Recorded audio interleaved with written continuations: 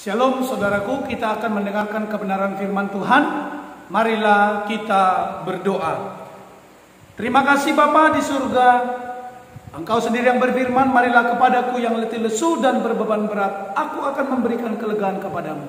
Kamilah yang letih, lesu dan berbeban berat itu, kami datang saat ini Tuhan mengambil kelegaan yang Kau janjikan itu bagi kami melalui firman-Mu.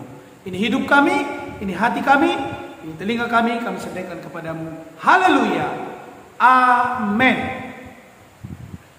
Saudara yang terkasih dalam Tuhan, mari kita buka Alkitab kita, yaitu dari Yohanes pada pasal yang ke-8 ayat yang pertama sampai ayat yang ke-11.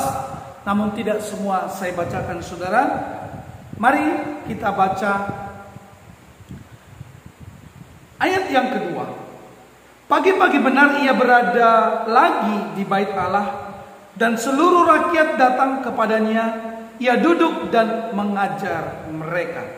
Maka ahli-ahli Taurat dan orang-orang Farisi membawa kepadanya seorang perempuan yang kedapatan berbuat zina. Ayat yang ke-7.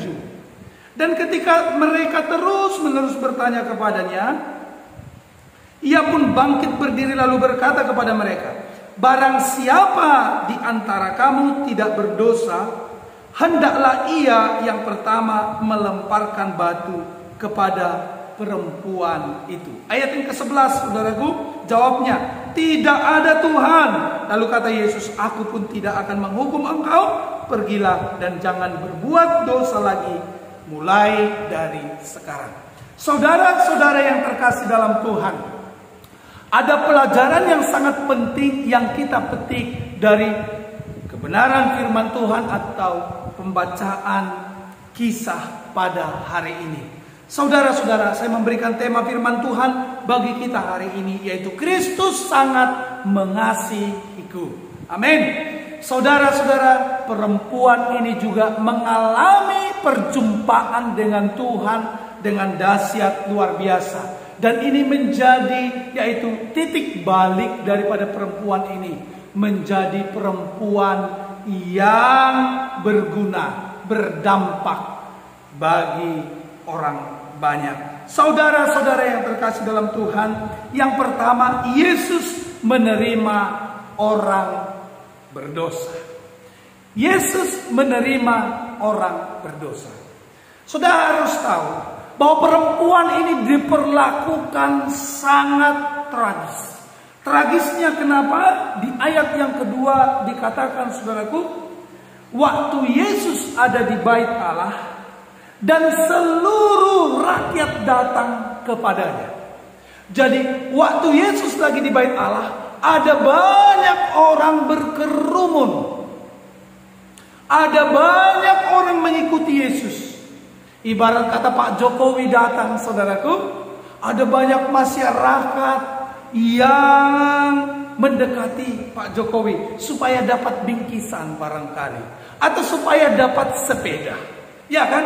Dan demikian juga Yesus pada waktu itu, ada banyak orang yang mendekat kepadanya supaya disembuhkan, supaya dipulihkan, supaya dijamah. Itu adalah kehendak banyak orang. Tetapi perempuan ini sebenarnya tidak berkeinginan saudaraku untuk dekat dengan Yesus, tetapi dia dipaksa. Dia terzolimi saudaraku, memang atas kesalahan yang dilakukannya, yaitu zina. Tetapi kali ini dia didakwa habis-habisan. Dia benar-benar hancur harkat dan martabatnya. Dia benar-benar saudaraku dipermalukan sehabis-habisnya. Karena dia ditempatkan di ayat yang keempat, lalu berkata kepada Yesus, di ayat yang ketiga, maka ahli-ahli Taurat dan orang-orang Farisi membawa perempuan itu kepada Yesus. Saudara, mereka menempatkan perempuan itu di tengah-tengah, lalu berkata kepada Yesus. Ayat yang keempat. Jadi perempuan itu ditempatkan di tengah-tengah. Kalau kita ditempatkan di tengah-tengah supaya disorot oleh banyak orang, karena prestasi kita pasti senang. Atau oleh karena talenta kita oleh karena kehebatan kita pasti senang.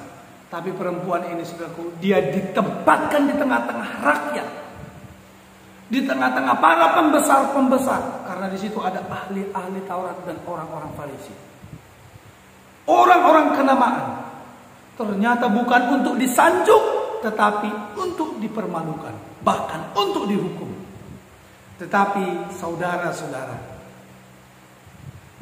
perempuan ini diterima oleh Yesus. Orang lain berusaha untuk mempermalukannya, tetapi Yesus berusaha untuk mengangkat harga dirinya. Di ayat yang ketiga, dan ketika mereka terus-menerus bertanya kepada Yesus, Ia pun bangkit berdiri lalu berkata kepada mereka, barang siapa di antara kamu tidak berbuat dosa, tidak berdosa, hendaklah ia yang pertama melemparkan batu kepada perempuan itu. Saudara, dengan hikmat Yesus menjawab, yaitu pertanyaan daripada orang-orang Farisi, ahli-ahli Taurat itu, untuk memberi solusi atas perempuan yang kedapatan berzina ini. Jadi Yesus tidak sama seperti orang-orang di sekitarnya yang menghakimi, yang menghukum, tetapi Yesus menerima perempuan yang hancur itu dengan memberi penawaran yang sungguh penuh hikmat. Kalau ada dari antara kalian yang tidak berbuat dosa, baiklah ia yang pertama melempari perempuan itu dengan batu. Karena hukum daripada zina dalam tradisi Yahudi, saudara-saudara, yaitu apa? Yaitu rajam, bahkan sampai mati.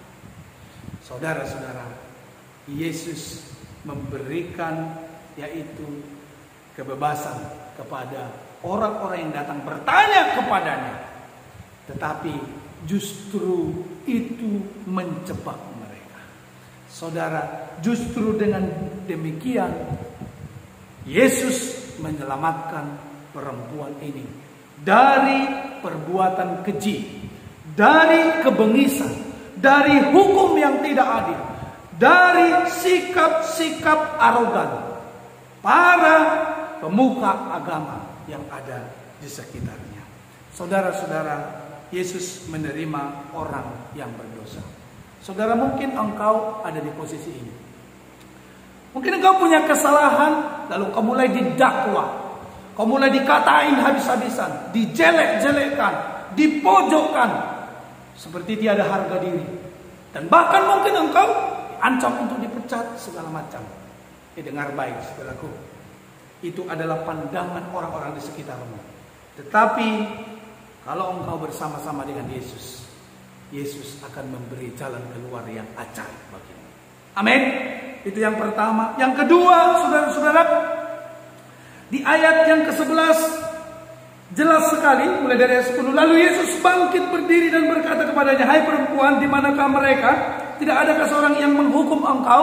Jawab perempuan itu, tidak ada Tuhan. Lalu kata Yesus, aku pun tidak menghukum engkau. Saudara-saudara yang terkasih dalam Tuhan, yang kedua, Yesus memberi pengampunan kepada perempuan itu. Orang lain tidak menghukum perempuan itu bukan karena ada kasih di dalam diri mereka, tetapi mereka tertempelak oleh yaitu opsi yang diberikan Yesus. Ternyata mereka juga adalah orang-orang berdosa.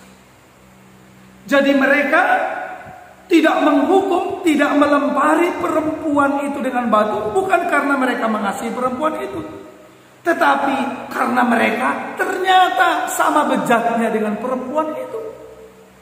Saudara-saudara yang terkasih dalam Tuhan, tetapi berbeda dengan Yesus. Yesus adalah Allah Maha Kudus. Yesus adalah Tuhan yang kudus. Dia tidak berdosa, saudaraku, tetapi dia memilih untuk tidak menghukum perempuan itu. Yesus adalah kasih. Amin. Yesus adalah kasih itu. Yesus tidak memiliki kasih, tetapi Yesus adalah kasih. Ini perbedaannya sangat signifikan, saudaraku. Kalau Yesus memiliki kasih, maka kasih itu bisa habis dari Yesus. Ibarat kata, saya punya uang. Ini lembaran-lembaran uang saya, saudaraku. Tetapi apa yang saya punya ini bisa habis. Satu-satu saya bisa belanjakan, satu-satu saya bisa bagikan. Ya, habis, saudaraku. Itulah kalau saya memiliki uang. Tetapi kalau saya adalah uang, saya tidak akan pernah habis, saudaraku. Itu hanya bisa berpindah tempat saja. Demikian juga Yesus, saudaraku. Dia adalah kasih itu. Dia adalah kasih itu. Dan kasihnya itu cukup bagi kita. Dan kasih itu, saudaraku, ada bersama-sama dengan perempuan itu. Itulah yang mengampuni dia. Inilah yang menjadi titik balik daripada perempuan ini. Kalau saudara baca kisahnya di kemudian hari, kemungkinan besar, saudaraku, bahwa perempuan inilah yang mengurapi kaki Yesus. Haleluya. Saudaraku, orang berdosa diampuni oleh Tuhan Yesus. Orang boleh berdosa, saudaraku, pribadinya diterima oleh Yesus, disayang oleh Tuhan Yesus, diubah oleh Tuhan Yesus, meskipun dosanya, saudaraku, tidak disukai oleh Allah. Karena natur Allah itu adalah kudus, suci, dan kasih. Saudara-saudara yang terkasih dalam Tuhan, yang ketiga, yang terakhir, Yesus menginginkan pertobatan. Ketika Yesus menerima perempuan itu, bukan berarti dia melegitimasi perbuatan dosanya. Bukan berarti Yesus mengizinkan dia untuk berzina lagi. Bukan berarti Yesus mengizinkan dia untuk hidup dengan pria selingkuhannya, atau yaitu para perempuan atau para pria yang penuh dengan hawa nafsu. Saudara-saudara, tidak. Tetapi Yesus jelas berkata, jawabnya tidak ada Tuhan. Lalu kata Yesus, aku pun tidak menghukum engkau. Pergilah dan jangan berbuat dosa lagi mulai dari sekarang. Kalau Yesus menerima perempuan itu, maka Yesus mengharapkan perubahan daripada orang tersebut. Demikian juga dengan kita, saudara-saudara yang terkasih dalam Tuhan. Kalau kita berdosa sekali, Tuhan ampuni. Berdosa 2 kali, Tuhan ampuni. Berdosa 3 kali, Tuhan juga ampuni. Tetapi saudaraku, dalam pengampunannya, Tuhan Yesus mengharapkan perubahan dari diri kita. Perubahan. Supaya kita tidak menjadi budak dosa, tetapi kita menjadi hamba daripada kasih yang menerima kita tadi. Hamba daripada Kristus. Saudara-saudara yang terkasih dalam Tuhan, Tuhan menginginkan pertobatan kita. Haleluya. Bila mana saudara mengerti ini, maka saudaraku yang terkasih dalam Tuhan, hidupmu akan sangat merdeka. Tuhan memberkati kita, saudaraku.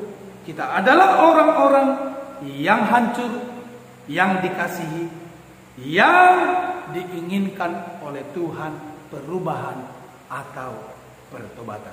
Kita berdoa, terima kasih Bapa di surga. Kami bersyukur untuk firman-Mu ini. Biarlah kiranya firman-Mu ini boleh memerdekakan kami, boleh memberkati kami, dan boleh juga Tuhan mengubah cara berpikir kami. Bahwa sesungguhnya kami adalah seperti perempuan ini yang dikasih, disayang oleh Tuhan Yesus. Terima kasih Bapa, terima kasih Tuhan. Juga hamba-Mu berdoa untuk PAUD NPU. Biar kiranya Tuhan pakai untuk menjangkau jiwa-jiwa, memelihara iman daripada umat Tuhan yang ada di PAUD NPU. Dan kami berdoa Tuhan Yesus secara khusus untuk NPU. Mulai daripada pimpinan yang paling tertinggi sampai karyawan semua di lapangan, dijaga, dilindungi dengan selamat dalam bekerja. Dan kami berdoa target-target mereka semuanya tercapai dengan baik dalam nama Tuhan Yesus. Keluarga yang mereka tinggalkan Tuhan, biarlah dalam pemeliharaan Tuhan yang sempurna. Terima kasih Bapak. Jikalau anak-anakmu ini adalah seorang suami, biarlah menjadi suami yang kudus, suami yang menjadi imam bagi keluarganya meskipun terpisah dengan cara. Jikalau mereka adalah seorang istri, biarlah menjadi istri yang terus berjuang menghormati suami dan juga berjuang bagi anak-anak mereka. Dalam nama Tuhan Yesus Kristus, terima kasih Bapak untuk kebaikan-Mu. Kami bersyukur Tuhan untuk pesan-Mu hari ini.